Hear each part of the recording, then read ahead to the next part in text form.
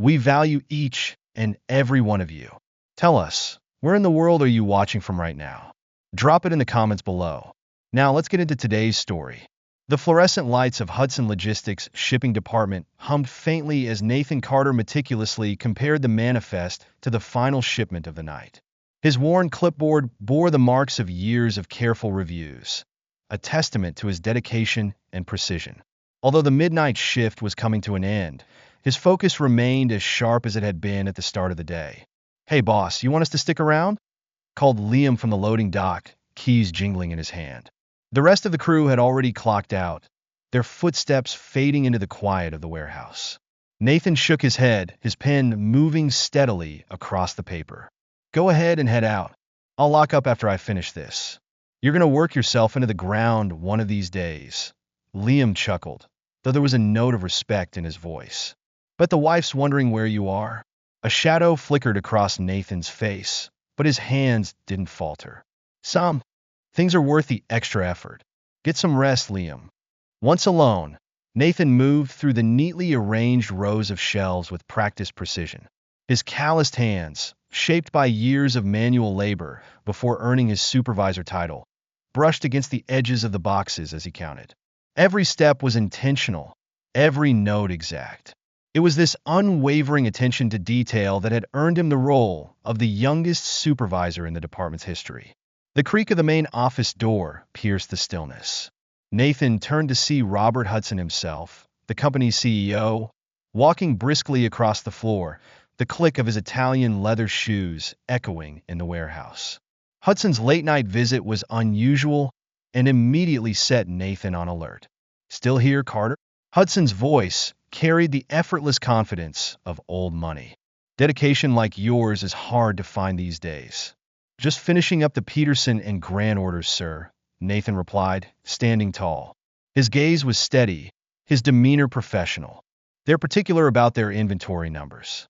Hudson nodded, running a manicured hand along one of the sealed boxes. "Good man.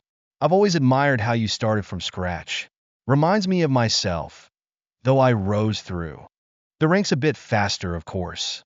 His smile didn't reach his eyes. "We all have our own journeys, Mr. Hudson," Nathan said, his voice courteous but firm. "Indeed," Hudson replied, glancing at his Rolex, a gesture that seemed more habitual than necessary. "Give my regards to your lovely wife. Sarah, isn't it? She was quite charming at last quarter's company event." Something in Hudson's tone made Nathan's jaw tighten, but he gave a polite nod. "I'll let her know, sir."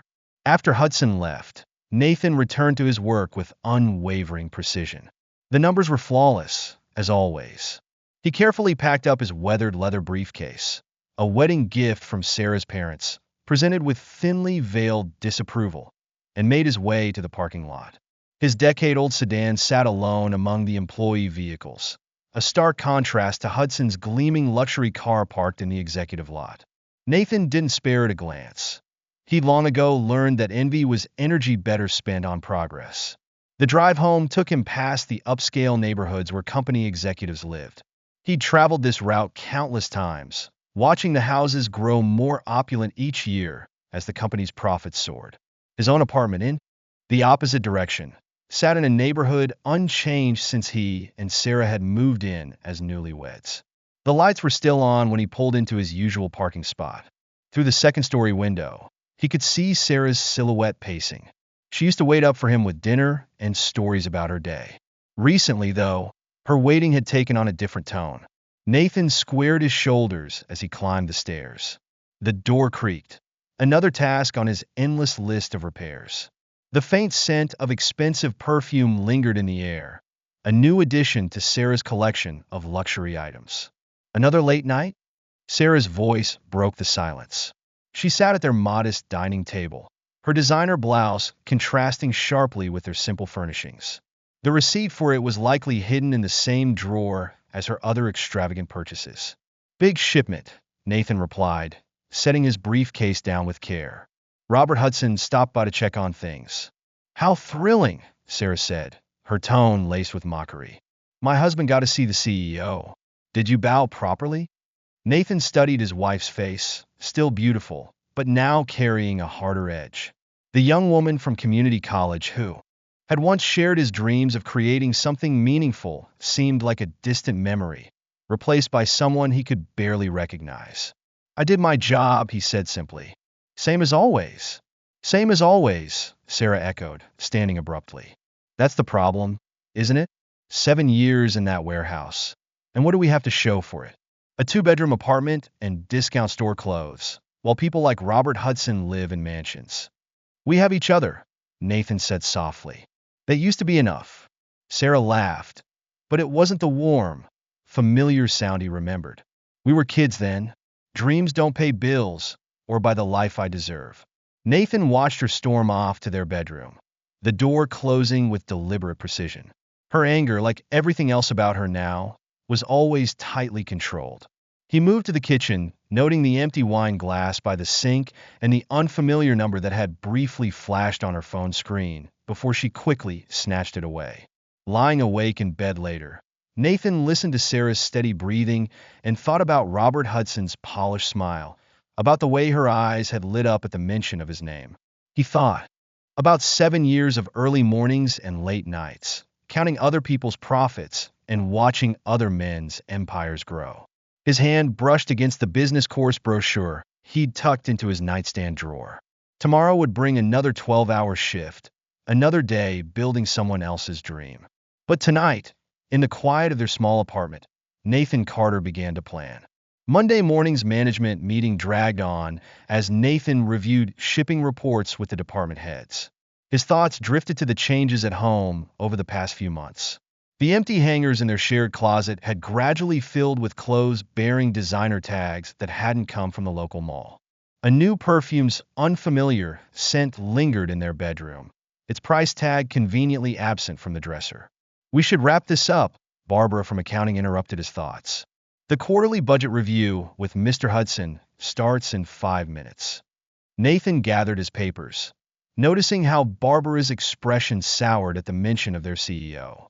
She had been with the company for 20 years, witnessing its transformation under Robert Hudson's leadership from his father's modest manufacturing firm into a gleaming corporate powerhouse. "He's been spending a lot of time in the office lately," Barbara remarked, walking beside Nathan. "Usually by now, he'd be off on that yacht of his." "Dedicated leadership?" Nathan replied neutrally, though his mind briefly wandered to Sarah's growing interest in corporate gossip. Just last week, she had asked pointed questions about executive schedules and meeting locations, details she had never cared about before. The elevator ride to the executive floor was quiet. Nathan used the time to study his reflection in the polished doors. His navy suit, though not designer, was well-tailored and professional. He had learned early that appearances mattered in corporate politics, even in middle management. When Nathan entered the conference room, he was greeted by Laura Cho, the company's CFO, a sharp-eyed woman in her 60s who had survived 3 decades of corporate power plays through sheer competence. "Your department's numbers are impressive this quarter," she said. "Perhaps you could walk us through the efficiency improvements."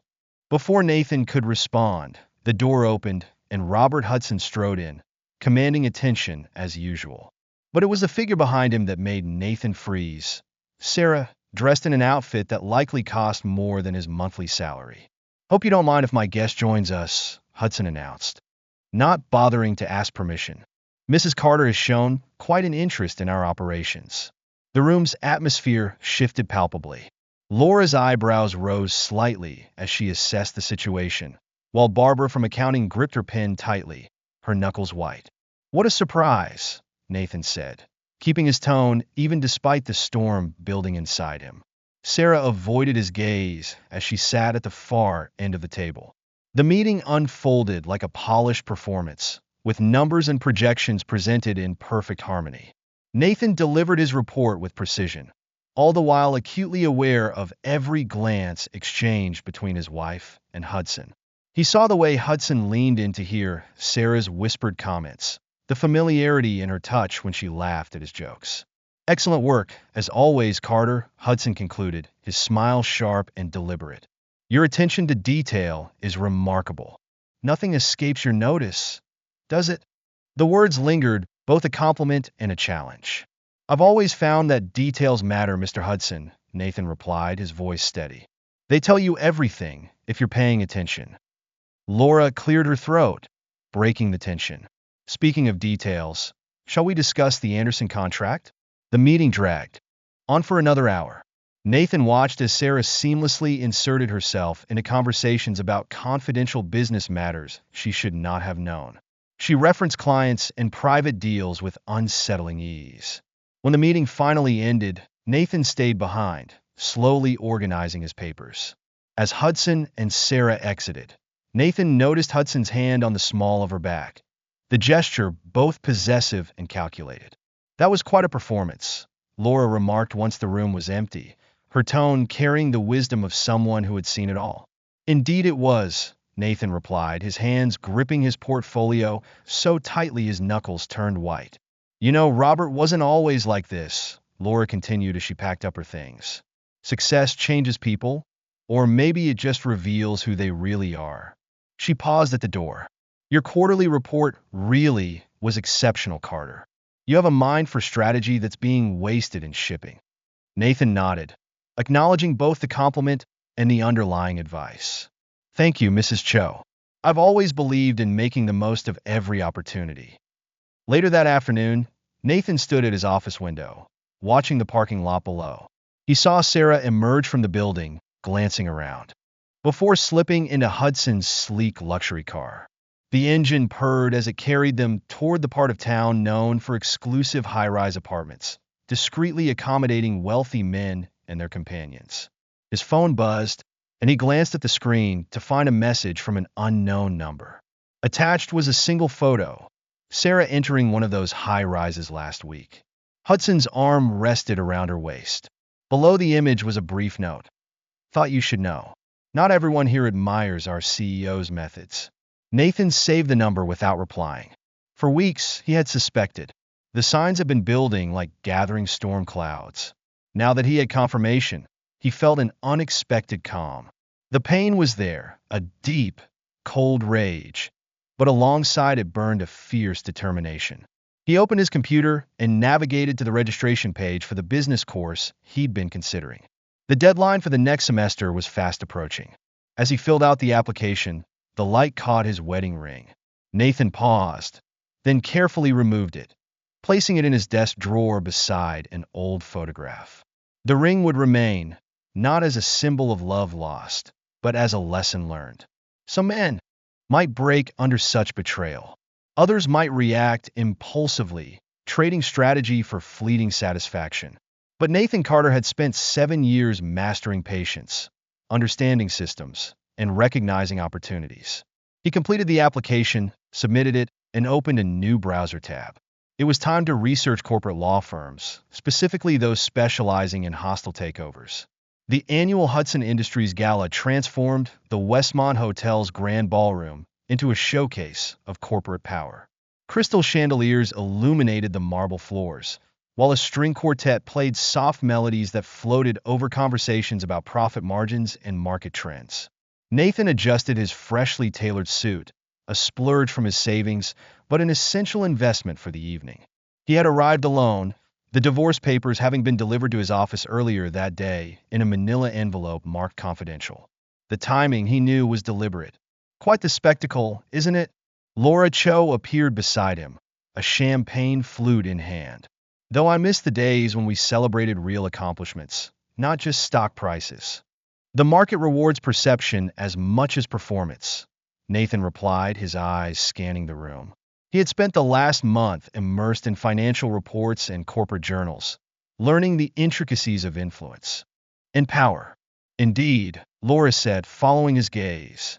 Across the room, Robert Hudson stood at the center of attention, exuding charm, with Sarah radiant at his side in a striking red dress that likely cost more than Nathan's first car.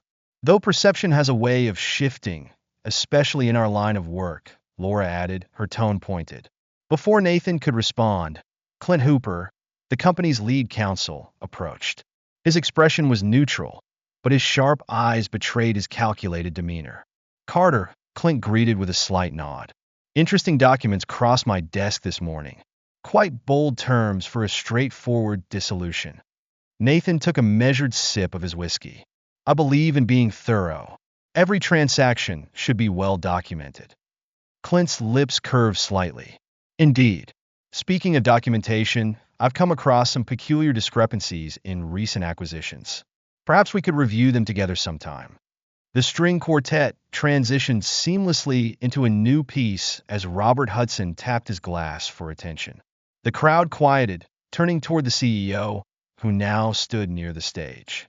Nathan noted several of his warehouse colleagues at the back of the room, their rented suits and modest demeanor marking them as outsiders in this glittering sea of privilege. Friends, colleagues, fellow architects of success. Hudson began, his voice smooth and practiced, carrying the polished charm of someone accustomed to power. Tonight, we celebrate another record-breaking year. Our stock has reached unprecedented heights, and our future shines brighter than ever. Applause rippled through the room as Hudson raised his hand, the light catching the gold cufflinks on his tailored jacket. But success isn't just about numbers. It's about people, about recognizing and rewarding excellence. Hudson's smile sharpened as his gaze landed on Nathan. About understanding your true worth in the market. Sarah stepped forward then, her diamond bracelet, a recent gift, catching the light like a signal flare. Some of us, she announced, her voice clear and poised, have finally learned to recognize real success. Nervous laughter rippled through the room.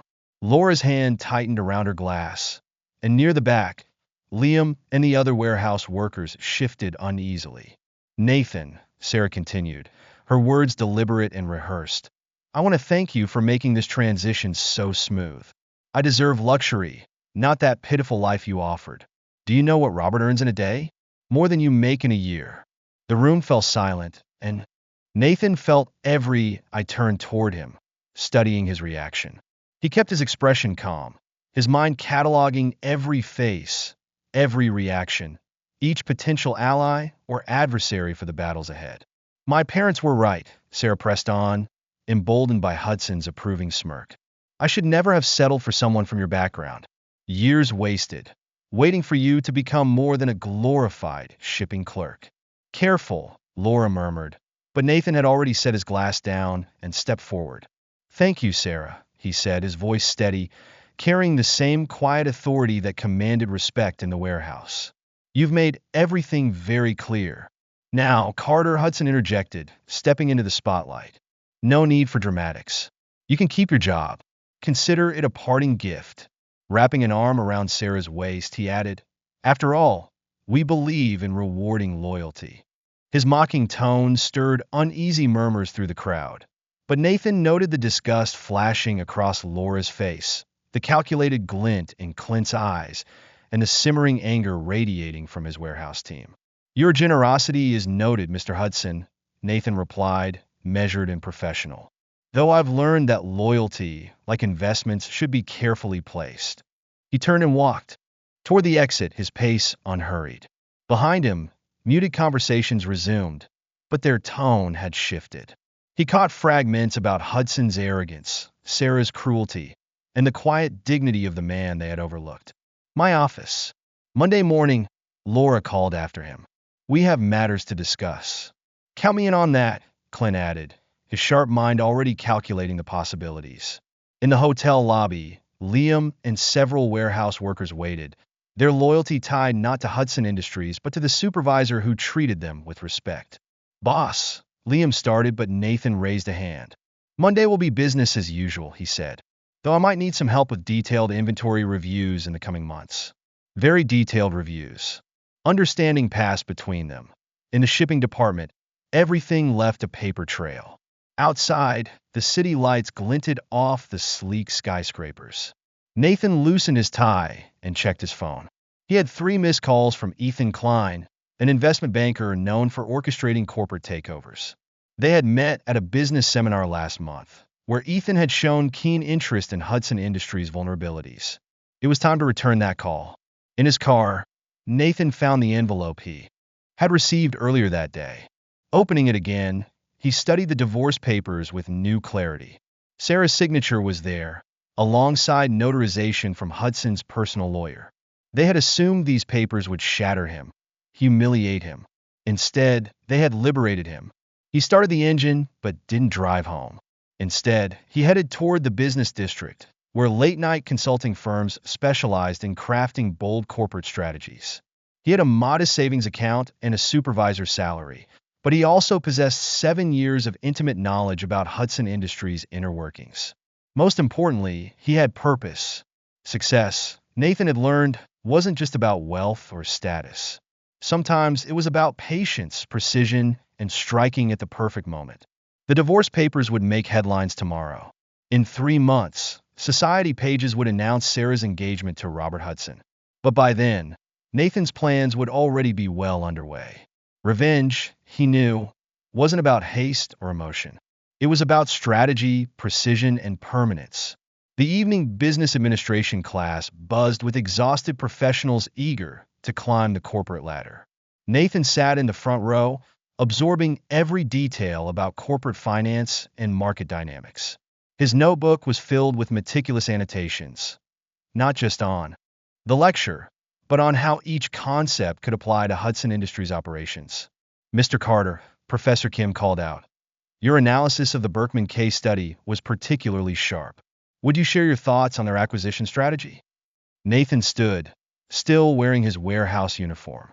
He had come directly from his shift, unwilling to waste precious time changing. "Their critical mistake was visibility," he said calmly. "They telegraphed every move, giving the target company time to fortify its defenses. A successful takeover requires subtlety and perfect timing." Several heads turned, intrigued, including that of Ethan Klein, an investment banker whose tailored suit only partially masked his predatory demeanor. After class, Ethan approached Nathan's desk. "Interesting take on Berkman," he remarked. "Most focus on the numbers, not the strategy."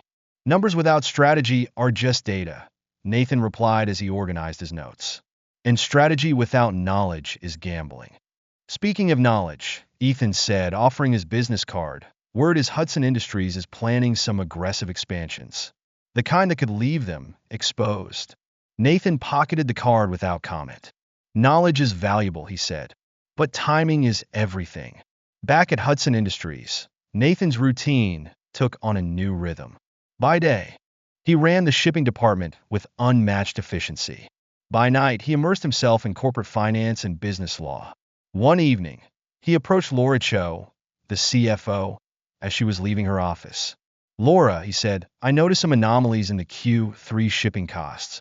Would you mind if I reviewed the full financial reports?" Laura studied him over her glasses.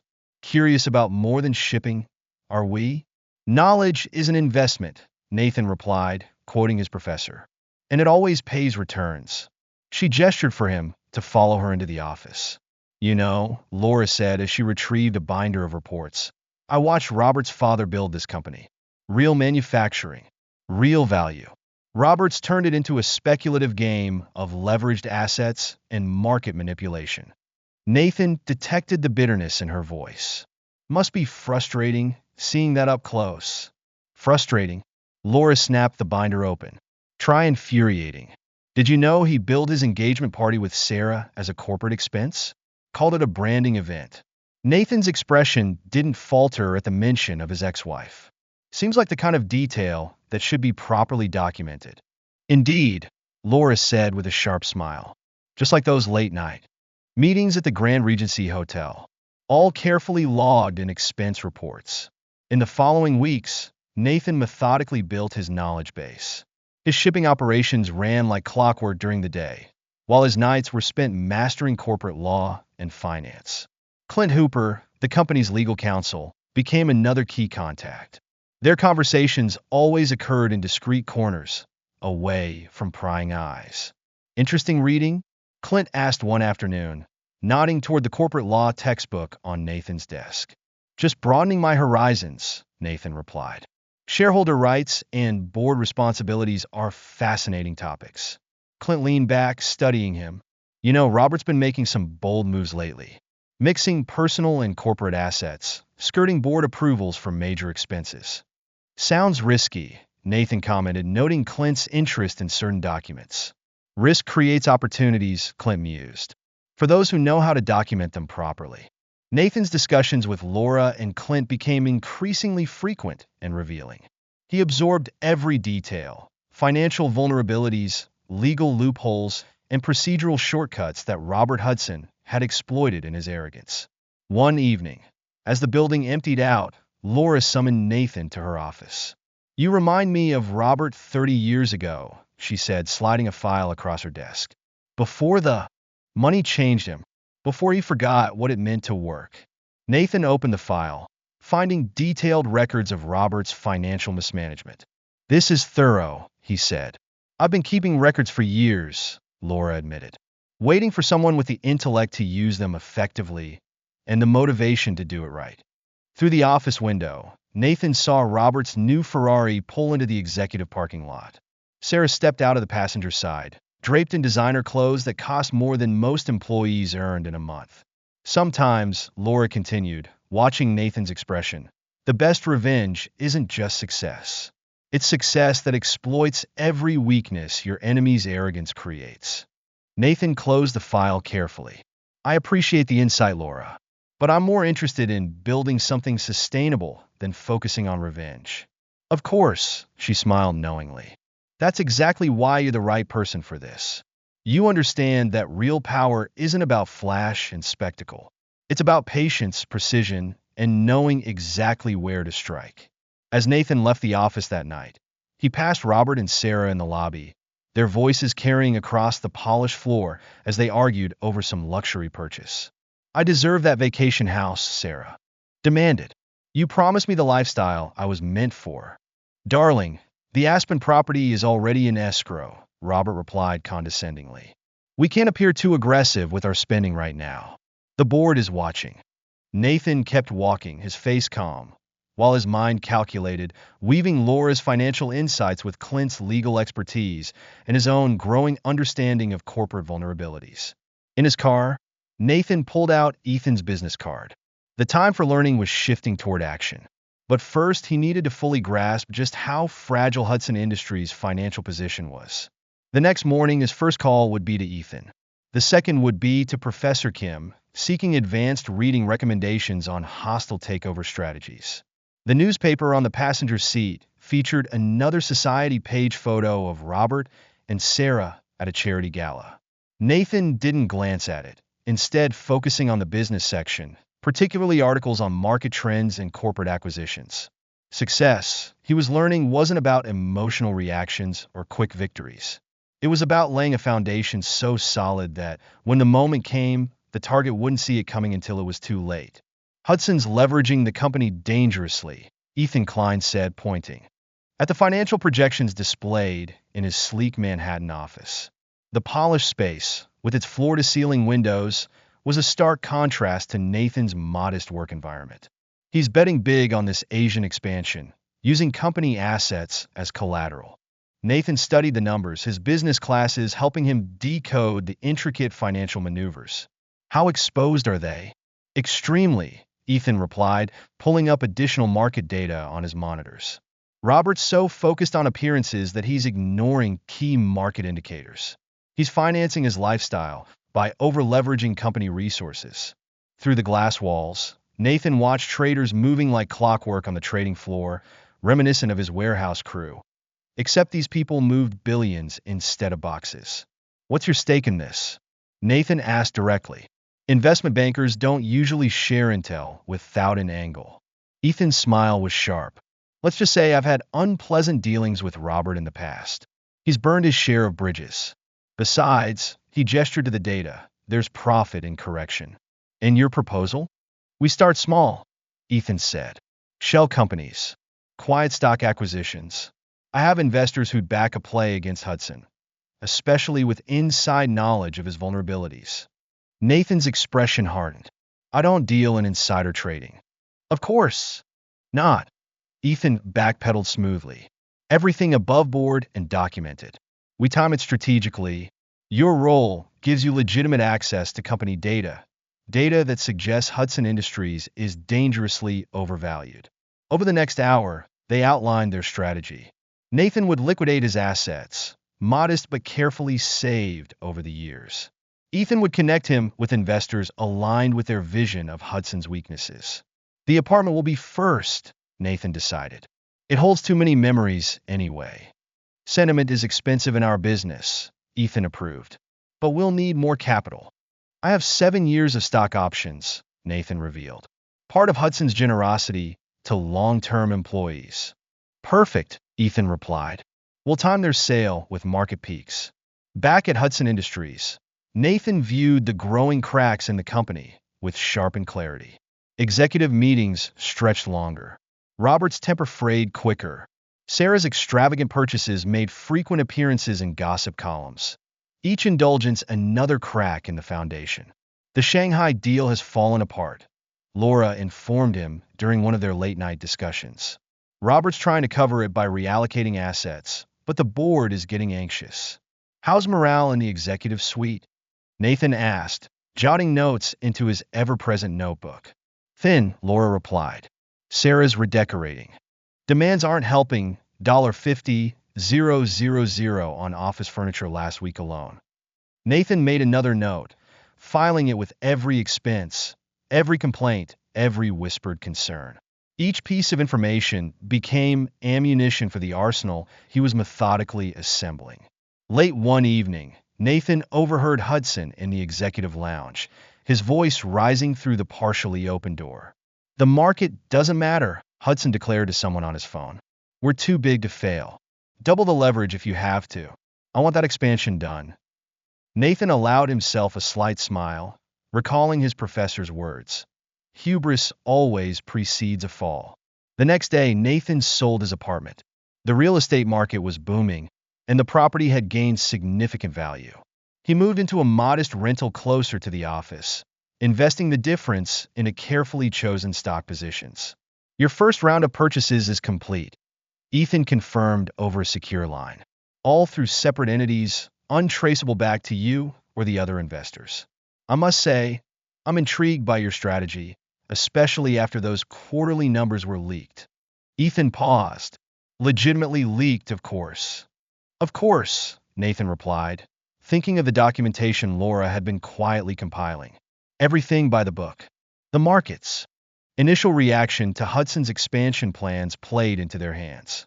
Share prices rose sharply on the announcement, driven by Robert's charisma and showmanship. But Nathan and his silent partners focused on the underlying instability. He's built a house of cards, Ethan explained during another late-night strategy session. All it takes is one strong wind. Timing is everything, Nathan reminded him. We wait for the perfect storm. The storm's first clouds appeared in the society pages. Photos of Robert and Sarah's extravagant lifestyle. A yacht party, a new private jet, and lavish renovations to their Aspen Lodge. Each indulgence perfectly timed to raise eyebrows among the board members. Have you seen this? Laura dropped a financial magazine on Nathan's desk. The cover featured Robert and Sarah at their Aspen Lodge, champagne flowing, while Hudson Industries stock prices crawled across the bottom ticker. Interesting contrast, Nathan noted, letting the numbers tell their story. The board meeting next week should be illuminating, Laura hinted. Several members are voicing concerns about our leverage ratios. Nathan nodded, already drafting his next message to Ethan.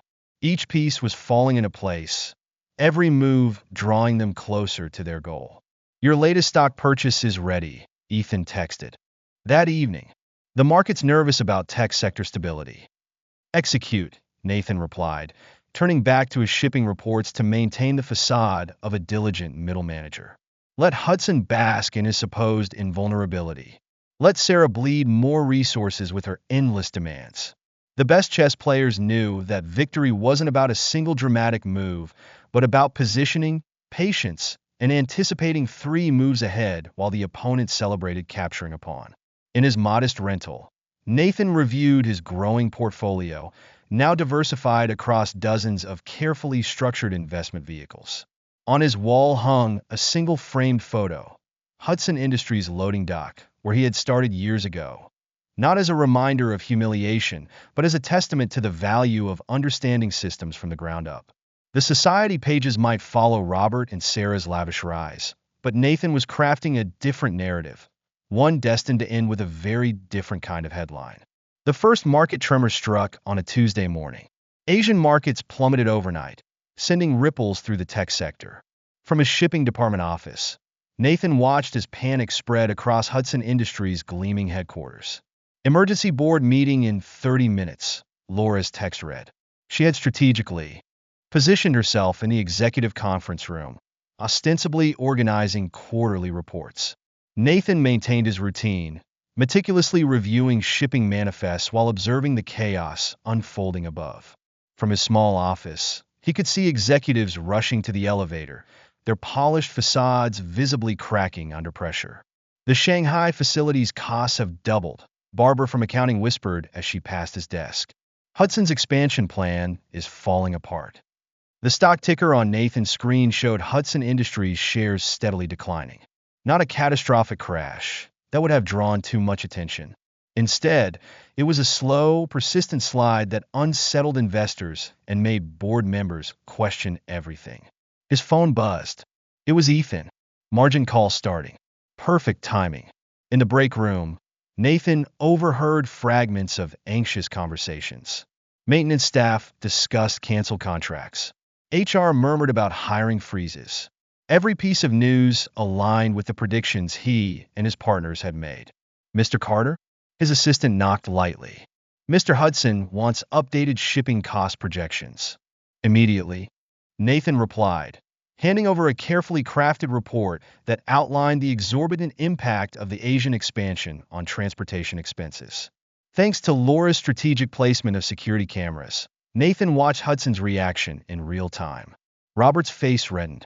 As he flipped through the report, the irrefutable numbers undermining his aura of infallibility. His so-called golden touch was failing, and the cracks were becoming impossible to hide. He's pulling funds from every department, Clint informed Nathan during one of their discreet coffee meetings, trying to patch the expansion's black hole. Board members are starting to question the reserve fund's disappearance.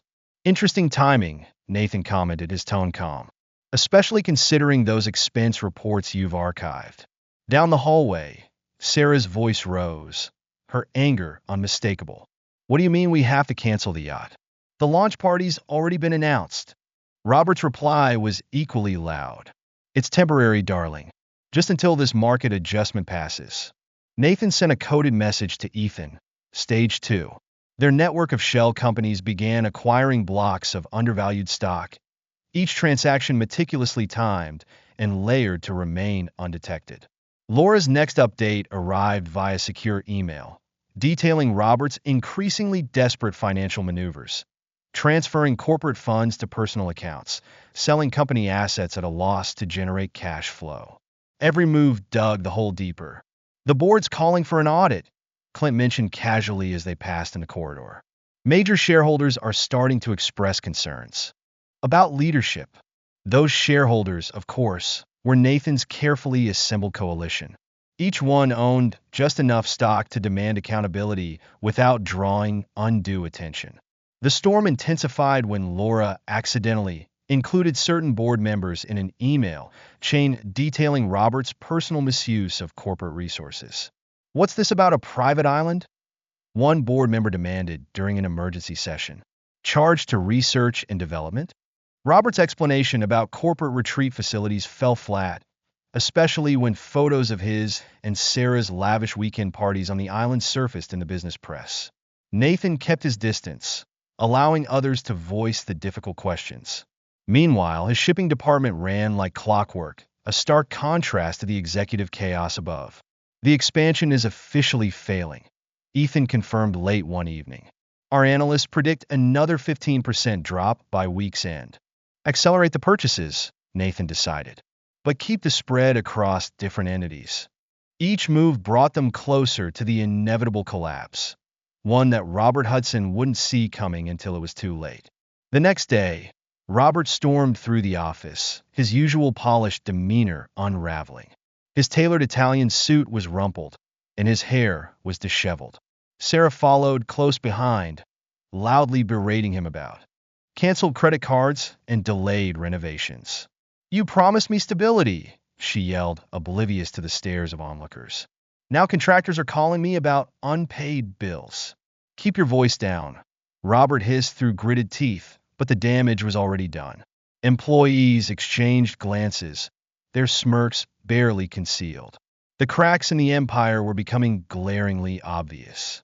That afternoon, Laura delivered the final blow, a comprehensive dossier documenting how Robert had used company pension funds to finance his doomed expansion. The revelation triggered an immediate board investigation. They're demanding his resignation, Clint informed Nathan. The pension fund debacle was the breaking point. Nathan reviewed his coalition's holdings. Through the stock's steady decline, they had acquired a controlling interest in Hudson Industries, each panic sale strengthening their position. Ready for the endgame? Ethan asked over their secure call. Almost, Nathan replied, watching Robert's Ferrari screech out of the parking lot, trailed by a swarm of reporters.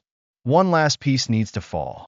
That piece arrived the next morning in the form of an anonymous whistleblower report to the SEC, detailing years of financial mismanagement and misuse of corporate funds. The timing couldn't have been worse for Robert's dwindling grasp on control. The board's meeting tomorrow, Laura told Nathan. They're voting on new leadership. Nathan nodded, a small, satisfied smile crossing his face. Everything had aligned: the market downturn, the failed expansion, the exposed corruption, and his meticulously accumulated stock.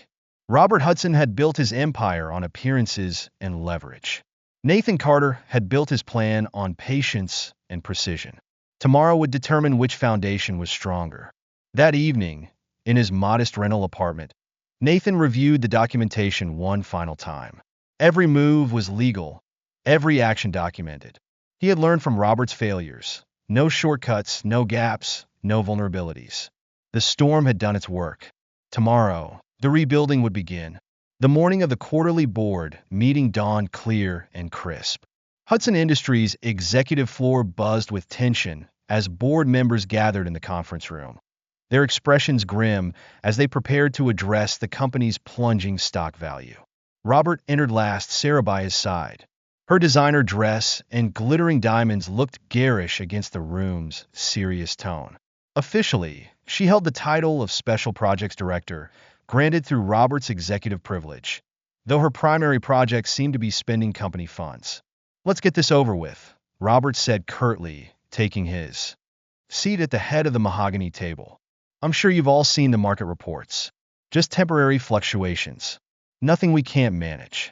Skeptical glances passed between board members, many of whom had suffered significant portfolio losses.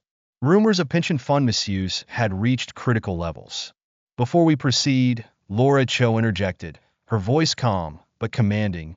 We have additional shareholders joining us today. The double doors opened, and Nathan Carter entered, followed by Clint Hooper and a team of lawyers in immaculate suits.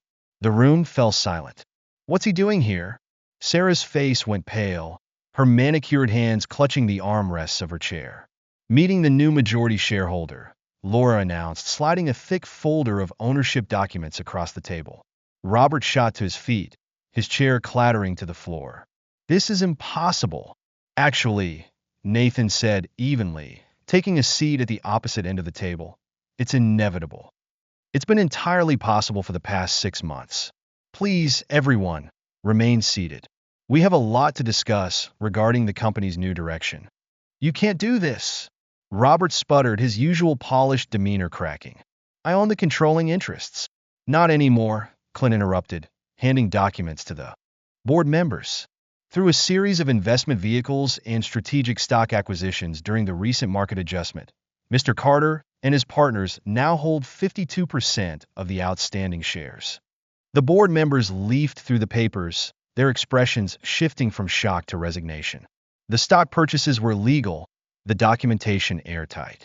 This is ridiculous, Sarah shrieked, her voice shrill. He's just a shipping supervisor.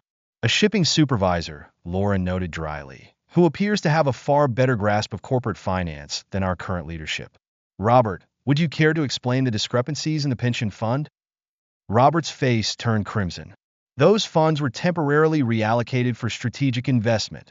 Misappropriated, Nathan corrected calmly. Along with a number of other financial irregularities we've documented. Clint's lawyers began distributing additional files, page after page of damning evidence. Unauthorized expenses, misused corporate assets, questionable accounting practices.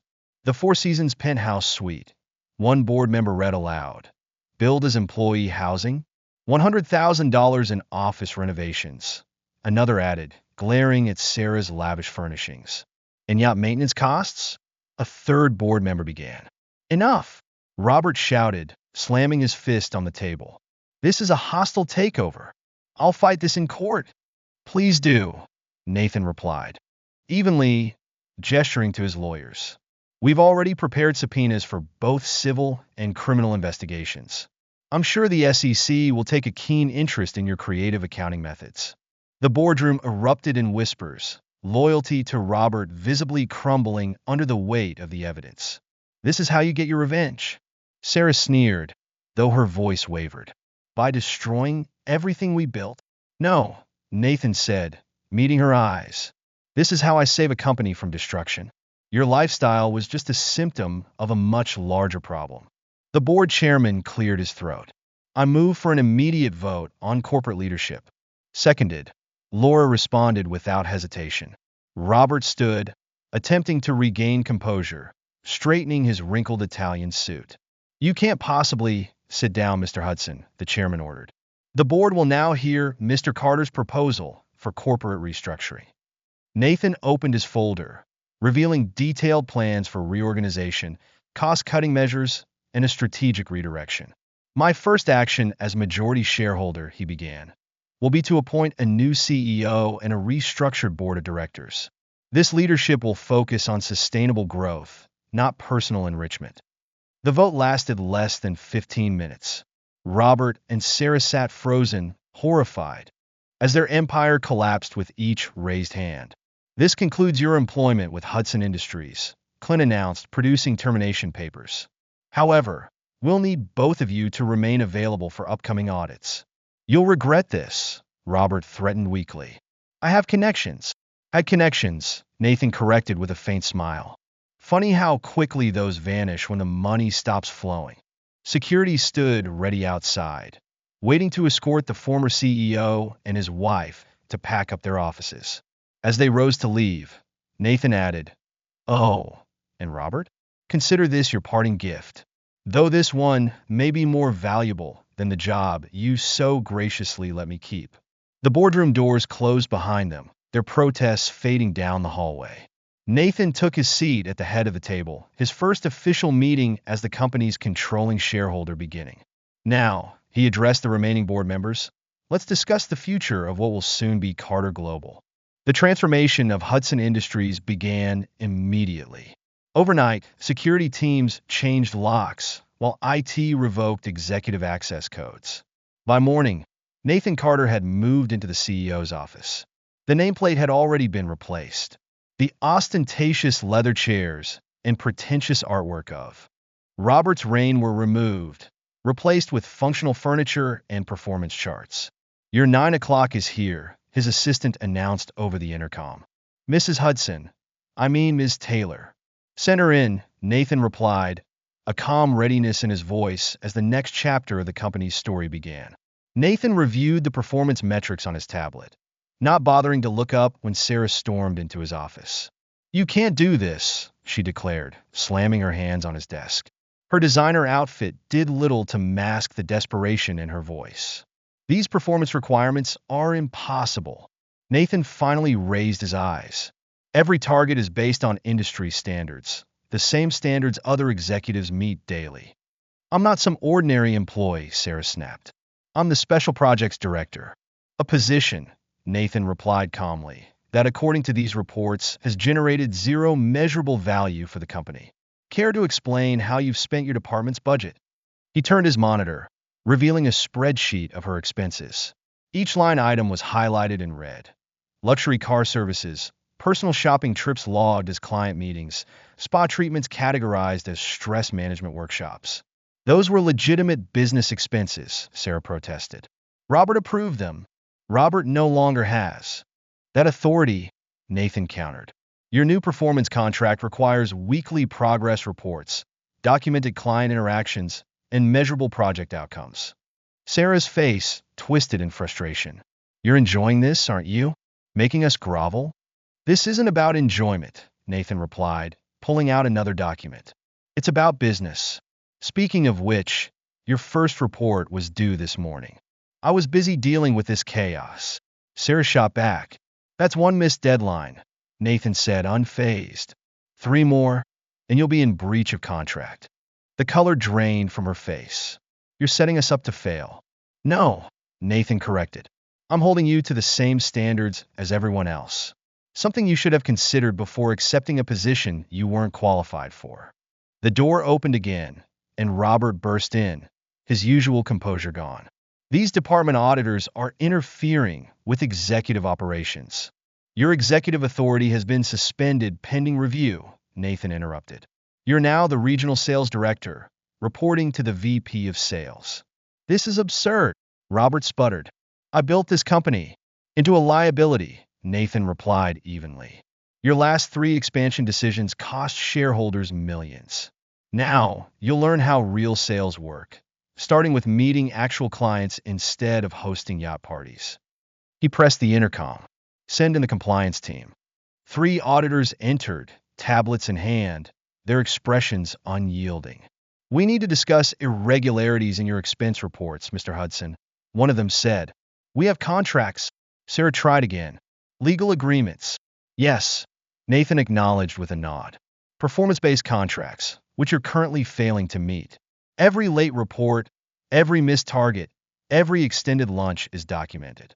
Keep failing, and you'll be in breach. Robert stepped forward, attempting to intimidate Nathan. We'll resign. Take our expertise elsewhere. Section 8.4 of your contracts. Nathan replied smoothly, unfazed. Non-compete clauses covering the entire industry. Breaking them carries significant financial penalties. Of course, you're welcome to buy out the clauses, though given your current financial situation, you let the implication hang. Their joint accounts were frozen pending investigation, credit cards canceled, assets under review. You can't expect us to live like common workers. Sarah shouted. I expect you to earn your salaries, Nathan replied firmly, starting with addressing these accounting discrepancies. The auditors have questions about certain hotel charges. Interesting how many coincide with your yoga classes. Robert's face darkened. Are you threatening us? Not at all, Nathan said, his tone calm. I'm enforcing corporate policy, the same policy you approved, actually, including the morality clauses regarding workplace relationships, Nathan added, his tone calm but firm. The auditors stepped forward, opening their files. If you'll follow us, we have several hours of questions about these transactions. You'll regret this. Sarah hissed as security arrived to escort her and Robert out. Your performance reviews are next week, Nathan replied, already shifting his attention back to other matters. I suggest focusing on those reports instead of making threats. After they left, Laura entered quietly through a side door. That went well. They'll try to fight back, Nathan remarked, scanning another set of reports. Let them, Laura said with a small smile. Every attempt will just give us more ammunition. The forensic accountants are finding new irregularities by the hour. Make sure everything is documented, Nathan instructed. When they inevitably breach their contracts, I want the termination to be ironclad. He stood by the floor-to-ceiling windows, looking out over the city. The same view Robert had enjoyed while running the company into the ground. But while Robert had seen a playground for indulgence, Nathan saw a canvas of untapped potential and real growth. The board has approved your restructuring plan, Laura reported. Even the old guard. Amazing how quickly they cooperated after seeing the pension fund records. People respect results, Nathan replied. And accountability. On his desk, another stack of reports awaited his review. Somewhere in the building, Robert and Sarah were experiencing their first real workday in years. Their complaints would echo through the hallways. Their threats would hit legal brick walls, and their failures would stack up like the evidence against them. But that was no longer Nathan's concern. He had a company to rebuild. Schedule the department head meeting, he instructed his assistant. It's time everyone understood how things work under new management. The shareholders' meeting room buzzed with anticipation. Television crews waited outside, fueled by rumors of major announcements at Carter Global, formerly Hudson Industries.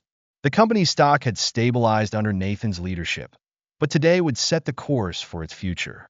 The SEC findings are finalized, Clint murmured, passing Nathan the thick report. It's worse than we thought. Nathan reviewed the documents as shareholders filed in. Each page exposed another layer of Robert's mismanagement. Falsified profit reports, hidden losses, personal luxuries disguised as business expenses. The pension fund investigation alone filled 3 volumes. Robert and Sarah entered last, their appearance a shadow of their former selves. Her dark roots contrasted sharply with faded blonde highlights, and his once custom suits had been replaced by off-the-rack alternatives. Months of actual work requirements had clearly taken their toll. Before we begin, Nathan addressed the packed room. I want to address the rumors surrounding today's announcement. Yes, we've completed our internal audit. Yes, the SEC has been involved. And yes, there will be significant changes to the company's structure. He nodded to his legal team, who distributed thick folders to each attendee. Page 1 details the systematic abuse of corporate resources under previous management. Page 12 outlines the pension fund misappropriation. Page 27 summarizes the full extent of unauthorized personal expenses. Gasps rippled through the room as shareholders absorbed the numbers. Robert shifted uncomfortably in his seat, while Sarah's face turned red. This is a witch hunt. Robert stood abruptly, attempting to rally support. These so-called findings are verified by 3 independent auditing firms. Nathan cut in smoothly, along with your own electronic paper trail. Amazing what people uncover when they actually review expense reports. He clicked a remote, projecting a chart onto the screen. It displayed the sharp decline in stock values under Robert's leadership, followed by the stabilization and recovery under new management. But this isn't just about past mistakes. This is about accountability. Laura stepped forward, presenting another set of documents. The board has approved legal action to recover misappropriated funds. The lawsuit will name both Robert Hudson and Sarah Taylor Hudson as defendants. You can't prove anything, Sarah protested, her voice cracking. Nathan clicked to the next slide. Security footage began to play. It showed Robert and Sarah entering hotel rooms during business hours, using company credit cards at luxury boutiques, and sipping champagne on the corporate jet while claiming business travel expenses. Every transaction documented. Every misuse recorded. Nathan said evenly. Your own executive assistants have provided sworn statements verifying falsified reports. Angry murmurs erupted among the shareholders, their frustration and anger clearly directed at Robert and Sarah. Their investments had plummeted while Robert and Sarah lived extravagantly on company funds. This is harassment. Robert tried again. We'll fight. With what resources? Nathan asked quietly. Your assets are frozen pending investigation. Your accounts are flagged for suspicious activity. Even your personal credit cards are under review for potential fraud. Clint stood, addressing the shareholders. The total amount misappropriated exceeds $40 million. The company will pursue full restitution, including punitive damages. The voting was unanimous. Shareholders, many of whom had once admired Robert and Sarah at lavish corporate events, now glared as they raised their hands to support legal action. You've ruined us, Sarah spat, mascara smudging as tears streamed down her face. No, Nathan corrected. You did that yourselves. I merely revealed the truth. Security moved in as the meeting concluded, not to escort them out just yet, but to ensure they didn't leave before signing the final documents. Your resignation letters are prepared, Clint informed them, along with agreements to repay all misappropriated funds. Sign now or face criminal charges. Their signatures trembled on the pages. The once mighty Hudsons, reduced to confronting the consequences of their greed. Outside, reporters crowded the entrance. The headlines would be unforgiving. Hudson Industries scandal exposed. Corporate power couple falls. Luxury lifestyle built on stolen funds. The transaction is complete, Laura confirmed as Robert and Sarah were escorted out. Their company assets, properties, and remaining accounts had been transferred to the settlement fund. Nathan stood by his office window, watching as Robert and Sarah stepped into a storm of flashing cameras. Their designer clothes, likely the last of their luxury wardrobes, couldn't conceal their defeat. No more mansion, no more yacht, no private jets, only mounting legal bills and the shattered remains of their reputation. The board has ratified the name change, Clint reported. Carter Global is now official. Workers were already replacing logos throughout the building. The Hudson era ended not with a dramatic confrontation, but with the quiet signing of legal documents and the relentless glare of media attention. Their new apartment lease is signed, Laura added with a faint smile. 2-bedroom, unfurnished, in the same complex where they once mocked your lifestyle. Nathan turned back to his desk, where the day's work awaited. The company's future was far more important than lingering over his predecessor's downfall. Yet, he kept the newspaper article detailing their demise, not framed like Robert might have done, but tucked away as a quiet reminder. Success built on deception is never sustainable. Real power comes from creating value, not destroying it. The intercom buzzed. His next meeting was ready, investors interested in legitimate expansion opportunities. It was time to build something lasting from the ruins of Hudson's paper empire. Watching Robert and Sarah's taxi fade into traffic, Nathan reflected. The best revenge wasn't just success. It was success achieved by embracing everything your enemies believed was irrelevant. Integrity, diligence, and the patience to create something real. 10 years later, Manhattan's skyline bore testament to that philosophy. The Carter Global Tower now dominated the business district, its sleek glass exterior gleaming in the morning sun. Inside the top-floor office, Nathan Carter reviewed acquisition reports with the same meticulous care he had once applied to shipping manifests. The European mergers are complete, Laura announced. Her silver hair was a striking contrast to her tailored suit. Though officially retired as CFO, she remained a trusted advisor and key board member. We've absorbed the last of Hudson's former holdings, Nathan said, nodding as he reviewed the market projections on his tablet. Carter Global had grown exponentially, acquiring competitors and expanding into new markets. The shipping department where he had started was now just one division in a vast corporate empire. Speaking of Hudson, Clint said, stepping into the office with his briefcase in hand. Now serving as general counsel, he had been instrumental in Carter Global's meteoric rise. You might find this interesting. He placed a local newspaper on Nathan's desk. A small article, tucked away in the back pages, detailed Robert Hudson's latest failed business venture. After the bankruptcy and legal settlements stripped his assets, Roberts attempted several comebacks, Clint reported. Each one ended in failure. His reputation's too damaged for anyone to trust him. He flipped the paper to the next column. He's working as a sales consultant for a mid-level firm in New Jersey, cold calling potential clients. Quite a fall, Nathan observed, his tone even, from private jets and exclusive events. And Sarah, he added, glancing at Clint. Laura held up her tablet, displaying a social media page. 3 divorces since Robert, she noted. Each husband progressively less wealthy. She's selling real estate in Connecticut now, barely holding on to a middle-class lifestyle. The photos on the page told their own story. Sarah, trying to cling to her former image of glamour, now wearing discount designer knockoffs in place of her once luxurious wardrobe. Her once meticulously styled hair showed uneven home coloring, and her smile, heavily filtered and posed, couldn't hide the desperation behind it.